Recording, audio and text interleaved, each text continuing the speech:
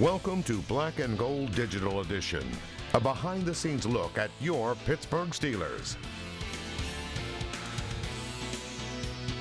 Hi, and welcome to Week 6 of our digital show. I'm Puskar alongside Kent Urbanski and Mike Fenner. And guys, boy, what a difference one victory will make in the NFL.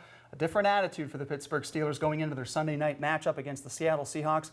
But boy, a must-needed win for the Steelers against the Broncos. Yeah, it gives you hope. And if they can couple it with another win going into that bye, like you said, with the Seahawks, you're talking at 500 and a division that's at least within reach, within arm's reach. And they showed a lot of promising signs in that win over the Denver Broncos. You got to feel good about it for now. Now they've got to play complimentary again and couple that with this primetime game. And Ken, we were down there for the game, and I mean, there was still some optimism. They looked at it hypothetically. Hey, if we can beat Denver, have a chance against a Russell Wilson-less Seattle team, get to 500, we've got a shot coming out of the break. Well, it keeps you relevant, you know, because if you lose that game and possibly drop another one to Seattle, then you're basically out of it. Now you're reinventing the wheel, trying to think going to Cleveland out of the break. Who are you gonna? You got a quarterback controversy and all that brewing. So all of that's done. All of that's moot. The Steelers are basically back on the right track. They did what they had to do against Denver. They played much better football. The offensive line played much better football. My concern, though, is that, you know, Denver came in here having won 3 games against teams that don't have winning records. So how good are the Steelers? I guess we'll find out against Seattle. But it was nice to see them get that win. How nerve-wracking was that fourth quarter, though, knowing that the defense was kind of letting them get back into it when it came down to the final play? That's what you can't do in the NFL. You have to put teams away, and they should have been able to put them away at home and given up splash plays, you know, at the end when they basically had Teddy Bridgewater shut down for 3 quarters and then just let him, you know, go off in the fourth. They can't do that this time around. You know, you got a Geno Smith coming in, who we haven't really seen much of Geno, so we don't know much about him other than that, you know, he filled in for Russell Wilson, did pretty well, but you don't want to let him come in and get confident from the get-go. You know, you got to get after him. Mike, a well-rounded performance for the Steelers too offensively. Ben didn't have to throw it nearly as much. Najee Harris having over a 100-yard performance.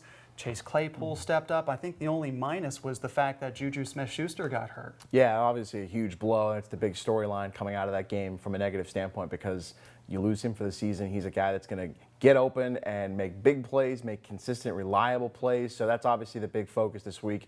But they've tried to supplement that by going with some depth guys. They added Anthony Miller to the practice squad, who I think could be active here shorter, you know, earlier, quicker than we think, because, I mean, he's a former second-round pick, a 2017 second-rounder from the Bears out of Memphis, his 4th year. He's really tried to catch on, and now another opportunity, getting him in the building, I think, could be big. You're going to obviously rely on Chase Claypool and Deontay Johnson to make those plays too, but now it's like, maybe the pressure comes more to the tight ends to get even more involved. Pat Freiermuth, Eric Ebron step up. So coming out of that game, you have to be encouraged with the balance, though. Like you said, 35-25, you're talking run to pass instead of pass to run, where we're usually talking about 45, 50, 55 pass attempts to save some of his arm in Ben Roethlisberger, and then to be able to get that running game going established early and stay with it. Great offensive line play. I mean, you had to feel good about that game plan working out and the way it went. And Ken, we've talked so much, especially at the start of the season, and rightfully so, that the young offensive line, it seems like they're starting to grow into these roles. But the back end of the secondary for the defense, I mean, James Pierre having quite a performance. He really took all the advice that he got from the veterans and even head coach Mike Tomlin, and it really paid off in that victory. Yeah, and making a key interception at the end to seal the game when it could, you know, could have tightened it up. I still think the game was out of reach at that point if they even would have scored there. But yeah, I mean, just the fact that he was in position to make the play was huge. What I liked about the Steelers, and Mike was hitting on that, is that, you know, Najee was hitting for 4 or 5 yards at a time, you know, and putting Steelers in better third down situations. Well, I think maybe 8 of 11 on third down, 7 of 11, something like that. That's big. Where before it was like they're facing a lot of 4 and 2s and happened to make plays, you know. That took the pressure off, and I think that actually opened up the passing game much better for the Steelers, having that run game work so well. Now all of a sudden, Seattle coming into town, it's going to be an NFC versus AFC matchup, and Pittsburgh is so tough in primetime games at Heinz Field, not to mention Seattle having to travel across the country. If you're Pittsburgh, you got to feel pretty good about this matchup going in. And you talked about it in your conversation on the other show, but just this Seattle defense is far from vintage Seattle. It is far from the Legion of Boom. They have given up a ton of yards and a ton of points. And I just think this is a big opportunity for the Steelers offensive line to build off of what they did against Denver. You know, protect the passer consistently, move the ball down the field, and kind of push people around in the run game. I think this could be a big opportunity for the Steelers to work on a lot of things and continue to progress with that offensive line and with that front, because this Seattle team is giving up a ton. And it's funny, you go into the season, we're like, you know, the NFC West looks like a loaded division, and it is. I think a lot of people thought Arizona might be the odd team out. Now they're the undefeated team coming into this week. Reversed. And without Russell Wilson in the mix, Seattle could be the odd man out of these 4 teams. So it's kind of interesting how things have changed kind of in a hurry. But I think there's a lot of opportunities for guys to make plays on the Steelers offense and put up some big numbers. And Kent, during post-game press conferences, proper terms, splash plays, chunk yards.